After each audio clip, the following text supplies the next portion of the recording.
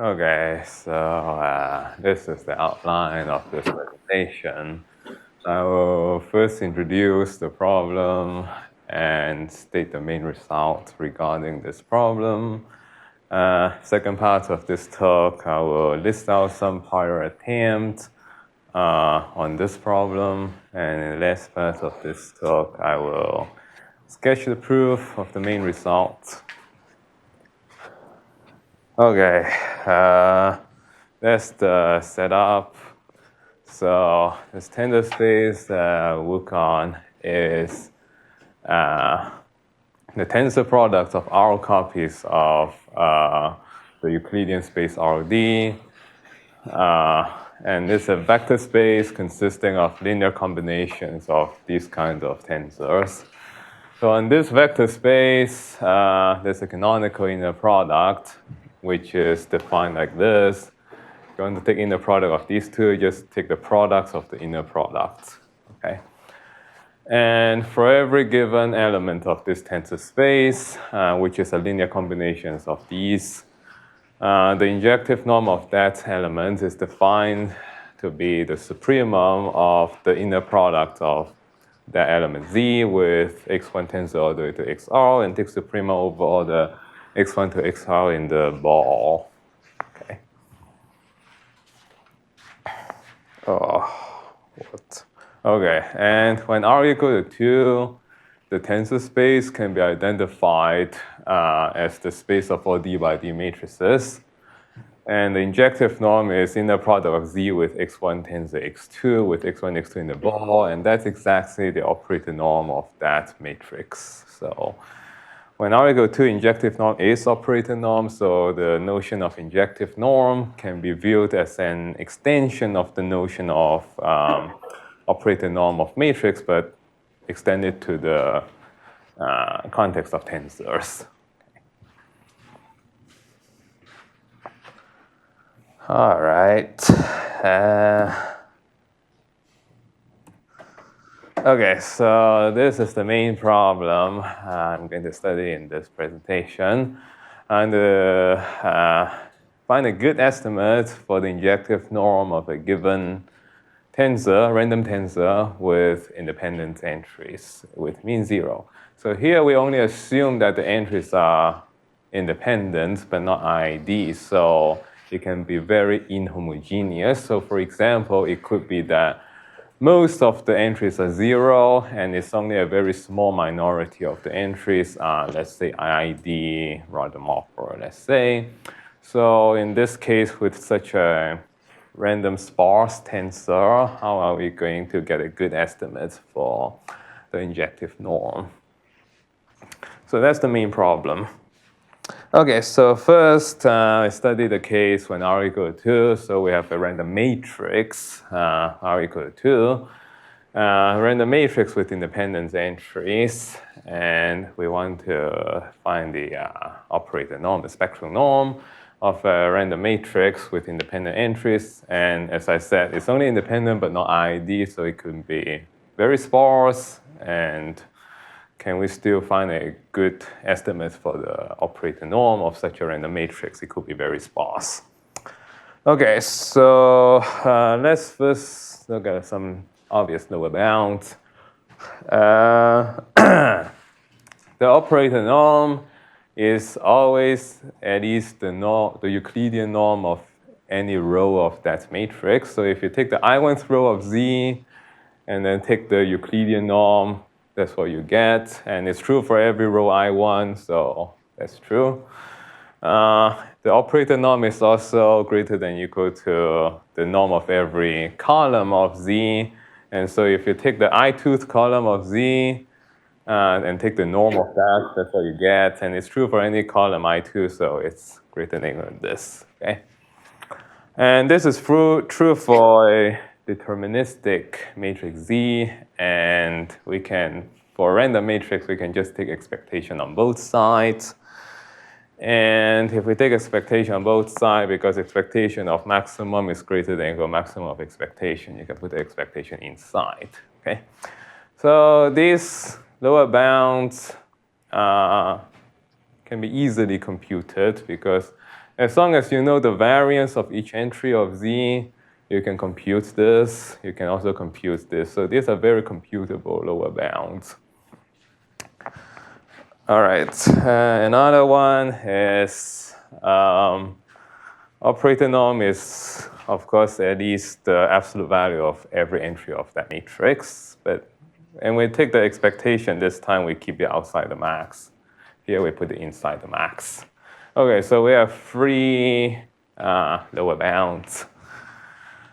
Now, what about upper bound?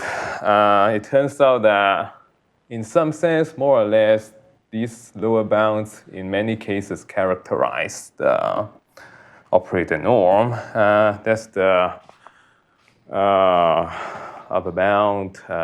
Ramon is there, yeah. Okay, so that's a lower bound, so we need that in the upper bound. C is just a universal constant, maybe 1,000. No, actually no. 1 plus epsilon is actually good enough. Anyway, so this is a lower bound, so we need that in the upper bound. That's a lower bound, so that's necessary. And plus L. So as long as we can find a number L that uniformly bounds every single entry of Z, uniformly and almost surely, then it's then you go this plus that number L times just square root log D. Okay, so in many cases, because L only represents the size of one single entry of Z, whereas this represents a sum of D number of entries of Z squared and then square root. So unless the random matrix is very inhomogeneous or very, very sparse, this quantity is usually dominated by this or that quantity. And so in that case, if this quantity is dominated by the first 2 terms, we can neglect this. And because these 2 are already the lower bounds, so we get a matching upper and lower bounds, and so we get a good estimate for the operator norm of Z up to a universal constant. So that's why it's a very good result. Yes? Maybe I missed this, but you're assuming that the Cij's are Gaussians also? Or just mean zero? Mean 0 and uniformly bounded by a number L. So let's say they're Rademacher in some of the entries, but most of the entries are 0, let's say. All right, so to see, let's do an example. Let's do random band matrix. Do I even need the blackboard? Probably not. Anyway, what is random band matrix? You've seen that. This. What? Like this? Oh, okay. Oh. Okay, so most of the entries are 0. It's only the entries here are IID Rademacher, so plus minus 1, plus minus 1, plus minus 1, okay? So in such a case, if you apply this one, Z equals to this, this thing will give you the width and the square root, and the L is 1 because all the entries are bounded by 1. Okay, and for lower bound, if you just take any row or column of Z, then that's what you get. And so as long as the width is at least log D, then the upper and lower bound match, and we get a good estimate for the operator norm. So this shows that even if the random matrix is really sparse, right? Even if the width is only of log D, even if the length of the width is just log D, we can still get a sharp estimate for the operator norm, okay? And okay, I should also say if it is Gaussian, in fact, this is greater than plus square root log D. For Rademacher, this is already pretty good. All right, so let's go back to the tensor setting. So in the random matrix setting, when R equal to 2, we got a pretty good result a decade ago. An upper bound and lower bound that matches in many cases, even if the random matrix is very sparse. Can we do something like that for tensor? That's the question. Okay, so we can do the same kind of lower bound. Let's recall what's the injective norm. The injective norm of Z is inner product of Z with x1 tensor all the way to xr, where we take suprema over x1 to xr in the ball. So in particular, we can take x1 to be this, all the way to xr to be that. Except for the kth one, we take that to be x, and x is arbitrary vector in the ball. And what about the e's? E1 to ED are the canonical basis for RD, univector basis. And J1 to JR, all these indexes are just arbitrary indexes between 1 and D. So injective norm by definition is greater than this. And this inner product with that, most of them will be 0 in that sum, and we simplify to become this a single sum from jk equal to 1 to d of this thing. And this inner product of x comma, you can pull that out, and then you have x inner product with this whole thing, and then take suprema over x in the ball, you just get the norm of that thing. Okay, and what's the Euclidean norm? Is just the square root of sum of this thing square. Okay.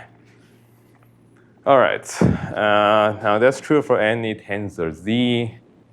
And for random tensor, you can take expectation on both sides. And that's what you get. Right? The Euclidean norm is sum of this thing square and then square roots. So you take expectation, you put the expectation inside. And it's true for any index, J1 to JR. So it's max. It's true for any index. And also for K, the position of this. Okay, and for matrix, we did something similar. For matrix R is equal to 2, you have K between 1 and 2.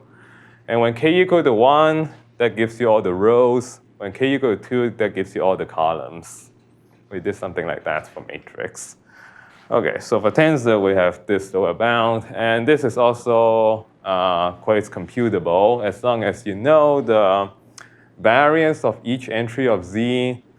You can calculate this, and you can calculate this whole lower bound as long as you know the variance of each entry of Z. Okay, this is a very computable lower bound.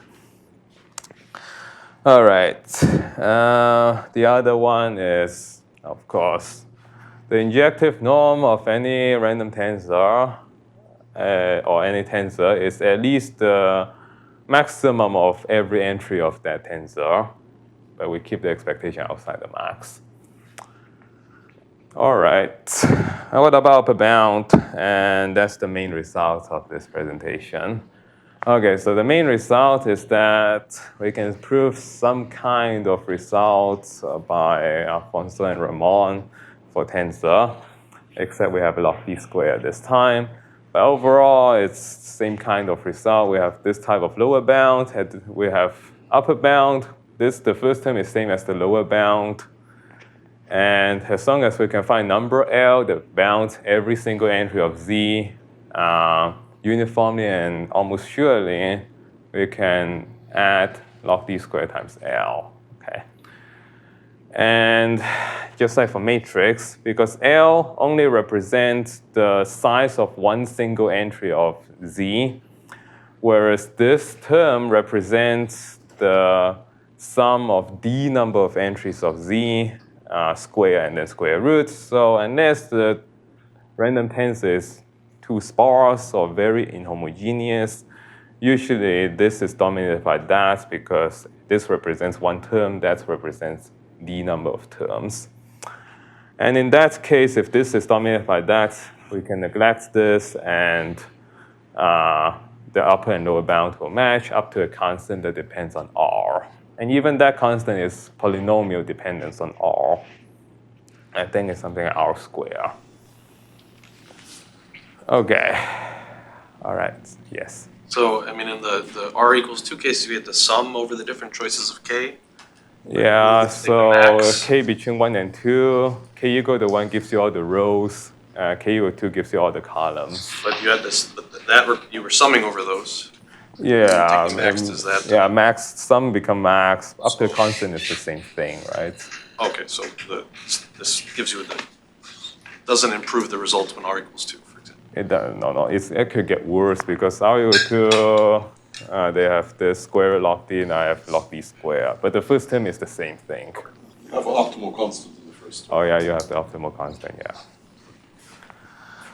That's okay. Any question? Okay.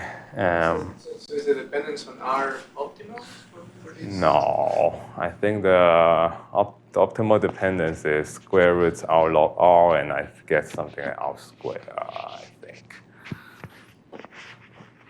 Anyway, you can take R equal to 3, for example.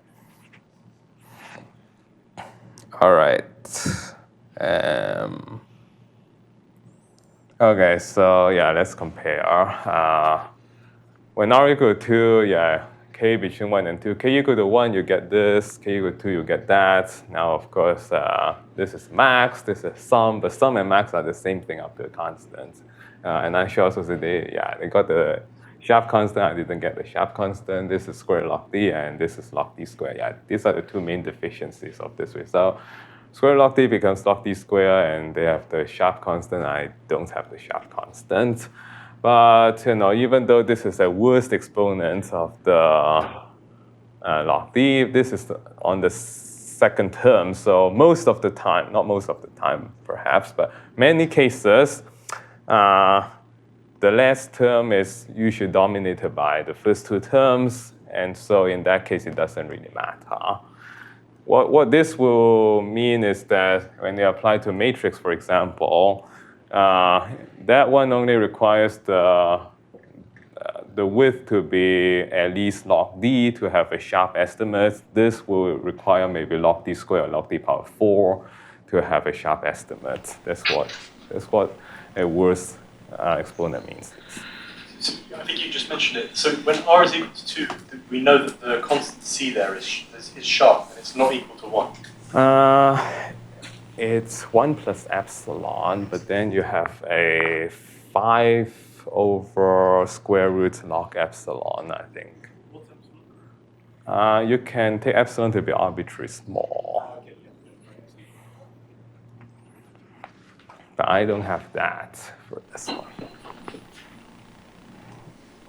All right. I don't even know what the optimal constant is when R equals 3. Is it given by the Parisi formula or something? I mean, it's something. The paper by Latala and McKenna actually did that asymptotic. Okay. So do you know what it is? Yeah, it's for the square R log R, and for R equal to 3, for example, I think it's like solution of some equation. It's kind of like the R transform thing. I think. I didn't read the paper carefully.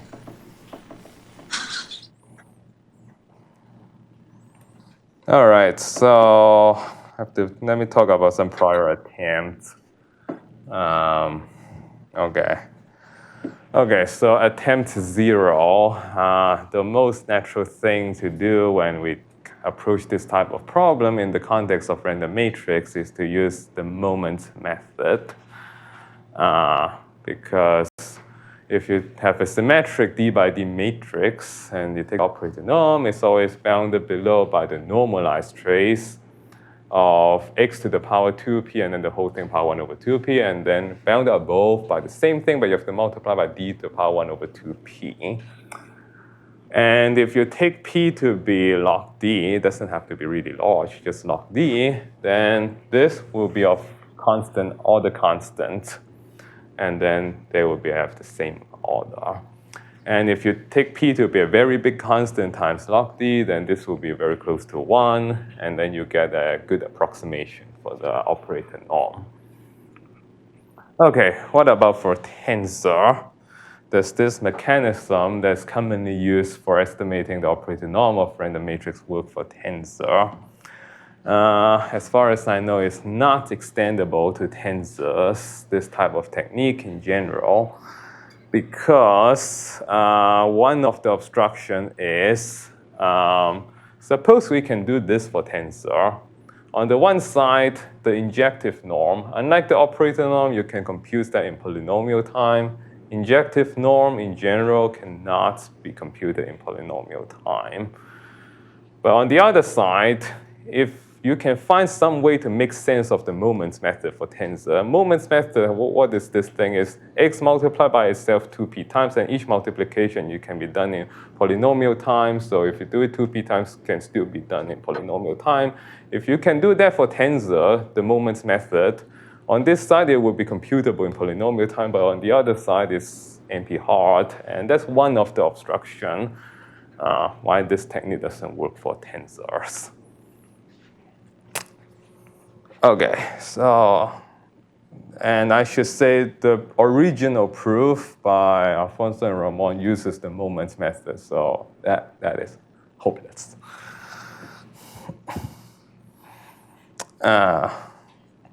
For tensors. Okay, the first attempt, I think this is obtained a decade ago. This is actually the first result for bounding the injective norm of a random tensor, actually. And I think actually these are the first set of authors. This comes later, actually. This was posted on arXiv earlier. This was posted on arXiv later, yeah. And the motivation, if I remember correctly from that paper, they want to do, if you have a tensor and then you want to do tensor sparsification, you want to use a sparse tensor to approximate that given tensor, and you want to see how good that approximation is. And to construct that sparse tensor, what they do is, I think the large entries they keep it, but the small entries they just sample randomly.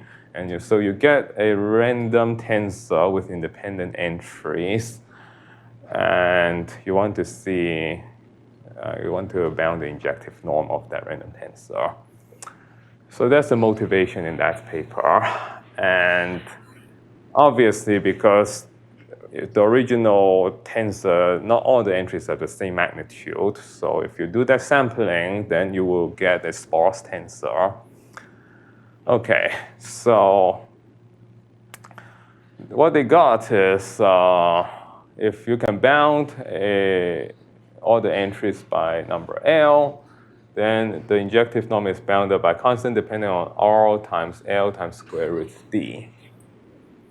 So when all the entries are of order 1, like GOE, GUE setting, then root D is the correct factor. Right? For matrix, it's correct, it's root D. For tensor, it's also correct, it's root D. But if the random tensor is sparse, like when you do tensor sparsification, you get a sparse random tensor.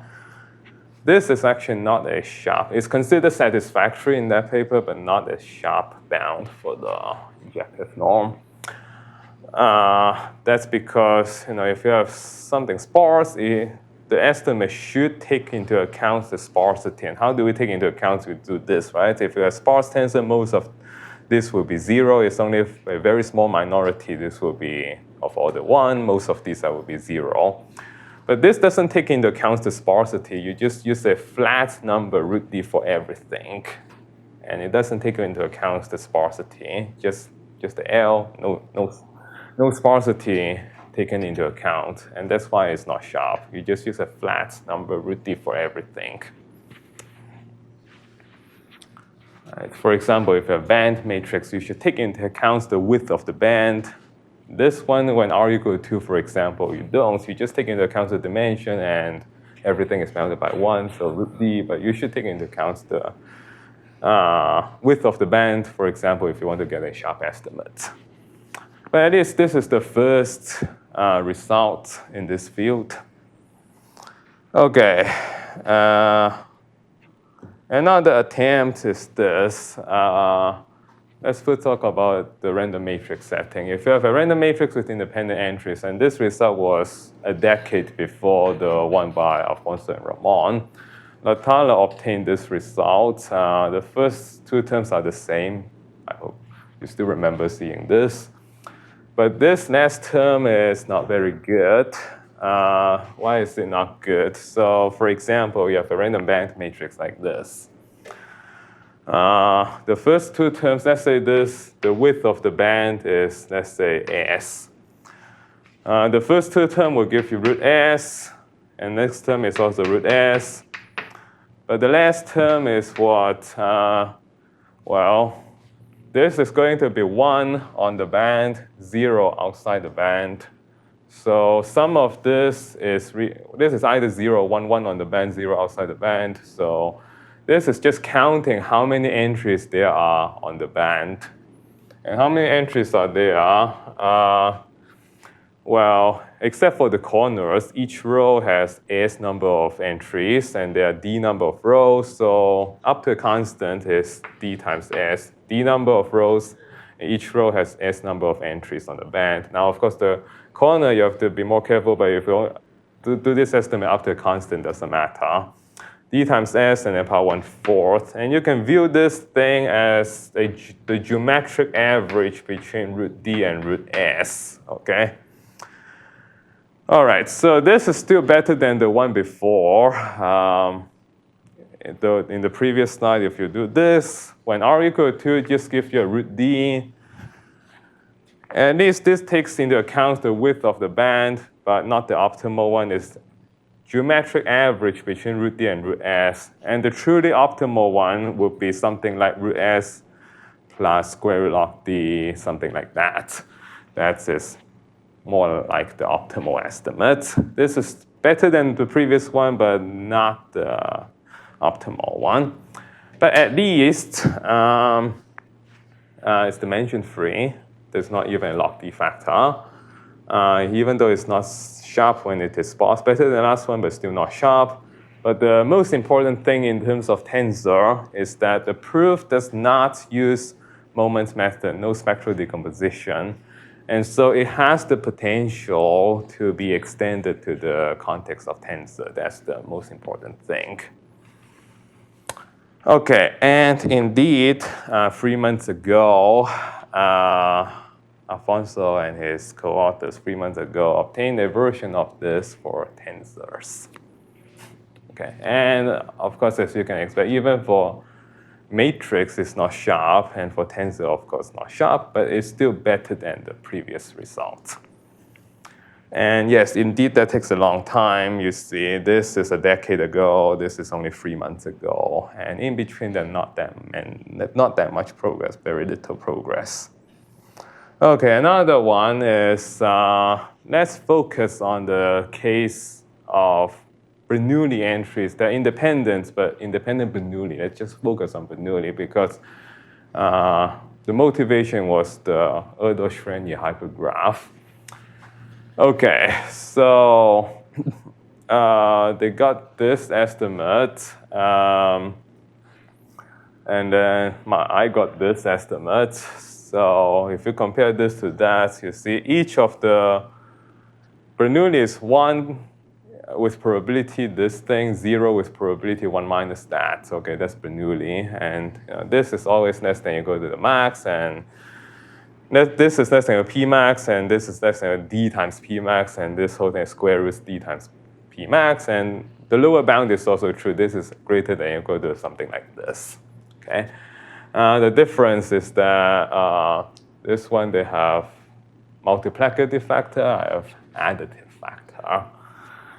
And proof is completely different. They use Cancer-Meredi type of argument, and this is another type of argument. So these are what I can find in the literature regarding random injective norm of random tensors. Okay. All right, so let's summarize. The original proof by Alfonso and Ramon uses the moment method, and moment method doesn't work for tensor as of today. So this one is hopeless so as of today, this approach to extend to tensors. So there are some weaker versions of this result. For example, this is weaker, a much weaker version than that because log d is less than equal to d.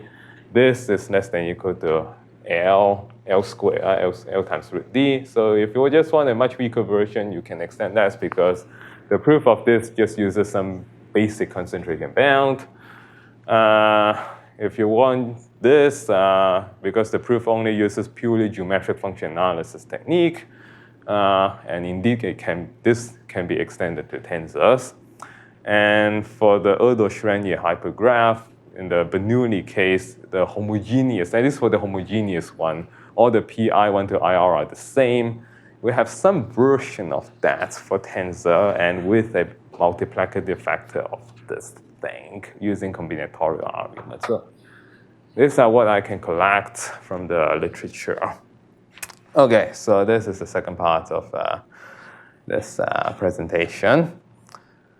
Okay, so now in the last part of this presentation, I talk about the proof of the main result. Okay, so just recall the main result. This is the result by Alfonso and Ramon. This is the main result of this presentation. Okay, this is random matrix. This is random tensor. Okay. Okay, so even though the original proof uses the moments method, a few years later, Ramon gave another proof of this result, except you don't have square roots here. Most of the proof uses the stochastic process approach, and so it can be extended to tensors, except that there's one part in that proof uses spectral decomposition. And the proof of this result is I found a way to circumvent that part where it uses spectral decomposition. And as long as I can circumvent that part, then the proof works. Okay. All right, so let's do that in detail.